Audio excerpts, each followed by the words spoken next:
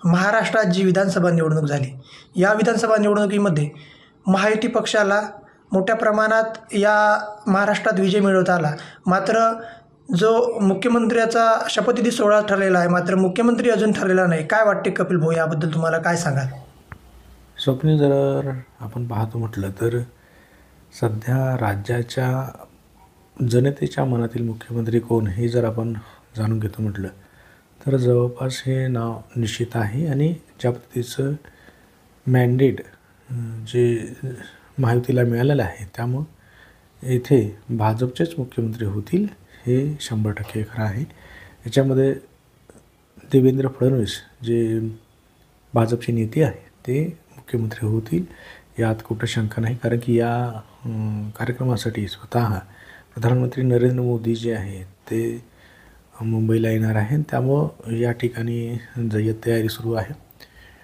जर आपण पाहिलं तर अनेक या मान्यवर या कार्यक्रमाला उपस्थित राहतील. त्यामुळं फार काही सस्पेन्स नावाबद्दल नाही असं वाटतं आहे. असं असलं तरी अनेकांची नावं मधल्या काळात चर्चेला होती, मात्र ते नावं आता त्यांच्या नावावर आता चर्चा झाली नाही. आणि ज्या पद्धतीचं भाजपला इथं मोठं यश मिळालं, त्यामुळं उपमुख्यमंत्री देवेंद्र फडणवीस हे राज्याचे नवे मुख्यमंत्री म्हणून पदभार स्वीकारतील. आणि मात्र यावेळेसच्या परिस्थितीत जे सरकारने ज्या घोषणा या निवडणुकीच्या काळामध्ये जनतेसमोर केल्या किंवा जनतेला आश्वासनं दिली, त्यांची आश्वासनांची पूर्तता करणं नव्या मुख्यमंत्र्यांसमोर आणि मंत्रिमंडळासमोर मोठं आव्हान राहणार आहे. कारण की लाडकी बहीण योजना त्यांनी सरकारने सांगितली, त्याच्यात 1500वरून 2100 रुपयापर्यंत ते गेलेत आणि त्यामुळं त्याचा भार ही सरकारवर पडणार आहे. सोबतच यावेळेसच्या शेतकऱ्यांच्या कृषी बीजाच्या बाबत जे निर्णय सरकारने घेतला आहे तेही एक मोठं वेगळी जबाबदारी आहे, तेही सरकारला पार पाडायचं आहे. आणि कर्जमाफीसारखी योजनासुद्धा सरकार देऊ इच्छित होती, सरकारनं त्या निवडणुकीच्या काळात त्यांनी सांगितलं. त्यामुळे या सगळ्या गोष्टी त्यांना करायच्या आहे आणि सरकार समोर मोठी आव्हानंही यावेळेस राहणार आहे. आणि त्या दिलेल्या आश्वासनं पूर्तता करणं हे फार महत्त्वाचं राहणार आहे. आणि त्यामुळं हे सरकार जे आहे हे निश्चितच चांगलं काम करेल. मात्र हे सर्व करत असताना सामान्यांवर मात्र टॅक्सचा बोजा अधिक वाढण्याची शक्यता आहे. जसं आपण पाहिलं की स्टॅम्प ड्युटी जी आहे ती वाढवली होती आणि पुढच्या काळामध्ये आता जर आपण पाहिलं तर काही दिवसापूर्वी एक माहिती पुढे आली की बसचा किरायासुद्धा वाढणार आहे असं सांगितलं जात होतं. त्याच्यातही वाढ होऊ शकतं, काही गोष्टी कराच्या स्वरूपात अजून वाढवू शकतं. त्यामुळं सरकार या सर्व गोष्टी करत असताना त्यांना ज्या योजना आखायच्या आहेत त्याही कंप्लीट करायच्या आहे. त्यामुळं सामान्यांवर याचा बोजा पडण्याची जास्त शक्यता आहे. त्यामुळं सामान्यांना कसा त्रास होणार नाही याही गोष्टी सरकारला करायच्या आहे. सोयाबीनला 6000 रुपये भाव ते देणार असं त्यांनी सांगितलं होतं निवडणुकीच्या काळात. त्यामुळं याही गोष्टी सरकारला कराव्या लागतील. आणि त्यामुळं जनतेच्या मनातील मुख्यमंत्री कोण हे जवळपास आता विषय जो आहे तो क्लिअर झालेला आहे. मात्र जो नेता, ज्या पक्षाचा नेता मोठा महायुतीमध्ये, त्याला तेवढं मोठे मंत्रिपद इथं मिळेल, त्याचे गॉडफादर कोण आणि त्याचं राजकीय वजन किती यावरही बरंच काही अवलंबून राहील. आणि जवळपास हे नाव निश्चित झाली असं वाटतं.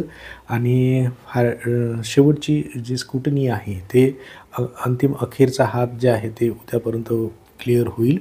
आणि त्यामुळं मंत्रिमंडळात कोणाला कोणचं पद मिळणार आहे हे उद्या जवळपास क्लिअर होईल.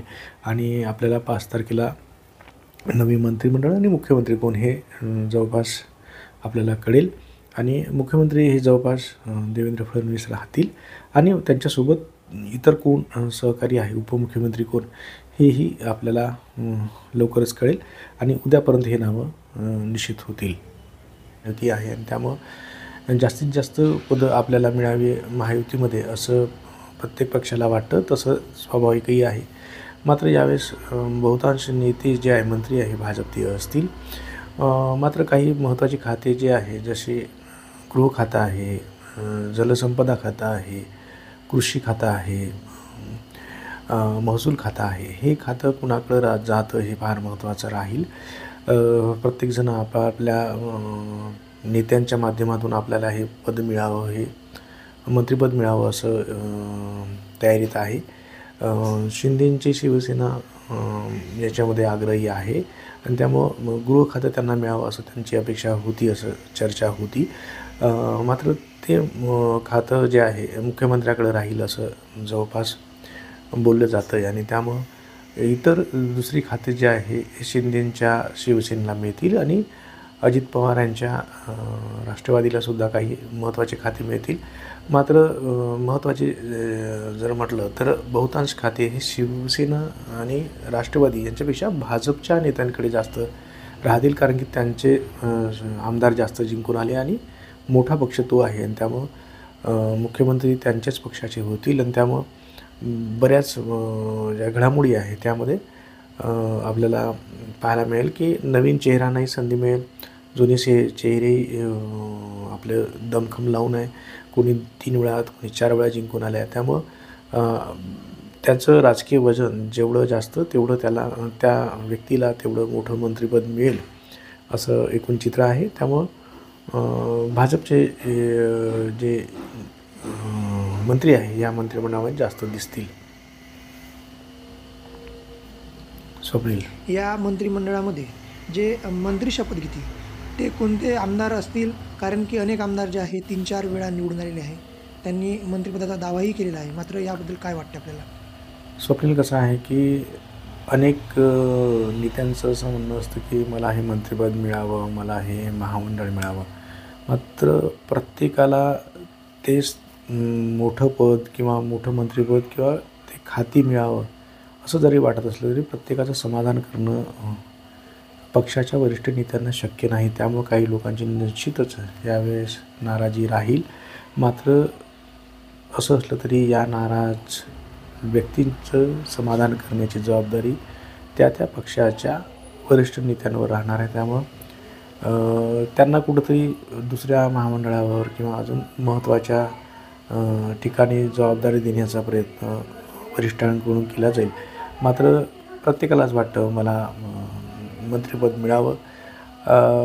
अनेक लोक याच्यात नाराज होण्याची शक्यता आहे आणि प्रत्येकाचं समाधान करणं ही पक्षाला शक्य नाही. त्यामुळं ही नाराजी पक्षाचे वरिष्ठ नेते दूर करतील.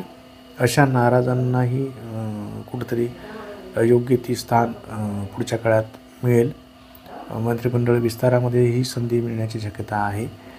त्यामुळं सध्या जी परिस्थिती आहे त्यामध्ये जास्तीत जास्त लोकांना समाधानी करण्याचा प्रयत्न करण्याचा सरकारचा, विशेषतः नव्या महायुती सरकारचा प्रयत्न राहील.